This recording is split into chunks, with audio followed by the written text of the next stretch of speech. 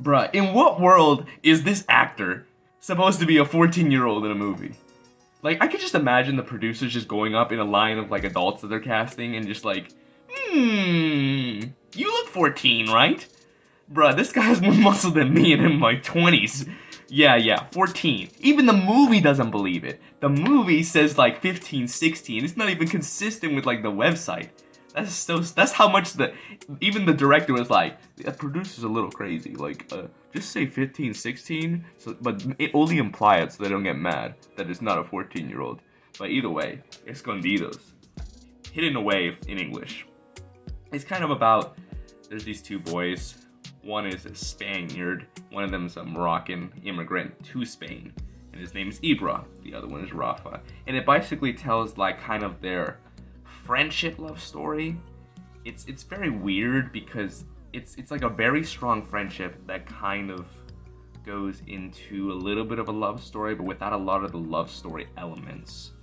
So it kind of shows like you know how it is when teenagers don't know how to date. They just kind of just like hang out and they're just like awkward.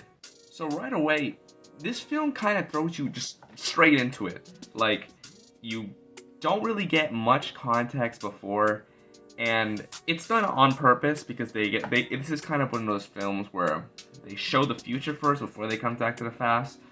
Ibra's going on the side of the road, you know, he's going to the convenience store. He had just been, like, entered into a home for, like, I guess, like, homeless kids. But after that, it kind of just throws you for a loop and you kind of just get a little bit lost in the plot because it moves to the future without implying that it moved to the future, which I didn't really understand why that was a choice that was made, because I only realized that they were talking about a future scene when I watched more of the movie and it showed what happened before. And keep in mind, I've seen some clips of this movie before, so I had a general idea of what it was going to be about somewhat. So when it started the movie and it just showed, like, after the first scene, like, the second scene is like, wait a minute, how did this happen already? Like, isn't this supposed to be, like, at the end of the movie? Yes, it is near the end of the movie, but they do it kind of on purpose, the foreshadowing, which I don't mind foreshadowing, but I just wish they kind of showed it a little bit more clear, because I feel like most people who watch it might be confused, and it's like, ooh, you know, the confusion, everything ties together, but you have to, like, the viewer can't be lost when you're watching the film.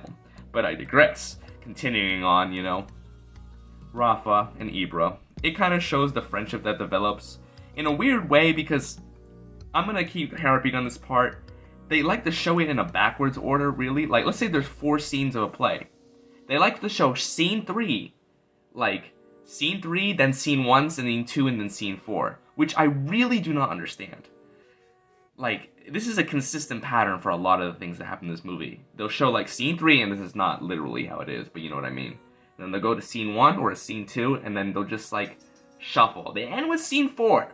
At least they got numbers correct, but I just don't understand their, like, thought process in moving it. I do, I guess, but it just wasn't executed in the best of ways. Either way. You know, the thing I love about this movie, though, is that, you know, I feel like movies nowadays are so focused on, like, super powerful, like sexual scenes and, like, powerful emotions, like, oh my gosh, the one. And you kind of realize that real life isn't really like that. If you're kind of looking for, like, oh, the fairy tale, it's not exactly how it would seem in the movies in real life. And this mirrors more, like, real life than any movie I've seen of a love story. Like, it's not like, oh, this thing happens, and then this happens, has to be saved, oh, shining armor, whatever. No. It's 2 teenagers that have, like, a friendship, and then, since they're kind of young, haven't really figured themselves out yet, sexuality-wise. So they're just like, oh, are we friends, or are we more? And they're just kind of just figuring it out. And I kind of like how it has an element of reality to it. And by element, I mean, like, very strong. It shows love in a realistic form, just to keep it simply. Now, I actually haven't said this about a lot of movies, but it was too short. Like, it really was. They rushed scenes, They didn't, like, they had a lot of good development, but the amount of development they had was at least for another 30 minutes. Like, when it ended, I was like, wait, what? That's it? Like, they could have just made so many scenes so much more impactful and strong, and they already were. They already were. But it kind of just felt like, it felt short. It felt like a short film, even though it was 90 minutes. Like, an hour and a half is not short. But it didn't really get to cover too much ground in reality. Like, if you watch, like, a shit video, honestly, on YouTube of, like, 4 minutes, that's literally almost the same as watching the movie. That is how little ground they cover. And it doesn't feel slow. It just feels like they didn't put enough time. Like, there's just not enough screen time. Which, I've never said that about a movie before. That there's just not enough screen time overall in the entire movie. The good thing about that is, though, is they wouldn't be a huge time investment if you wanted to check it out. Honestly, it has a little bit of, like, the independent creators effect, where it has, like, some strong parts and some really weak parts, which usually when it's, like, high budget films with, like, big studios, usually they're very consistent. So it's either, like, bad or good or, like, just, like, a little bit of shit. But it has a lot of big differences, like some really weak moments and very strong moments.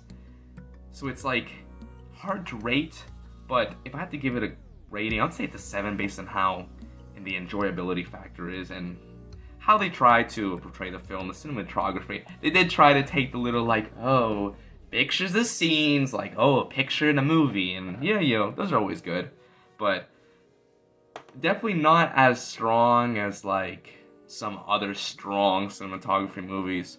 But honestly, it's a watch. Honestly, I'd recommend it. So, if you want to see more movie reviews, political analysis, and cultural analysis, be sure to subscribe, and I'll catch you in the next one.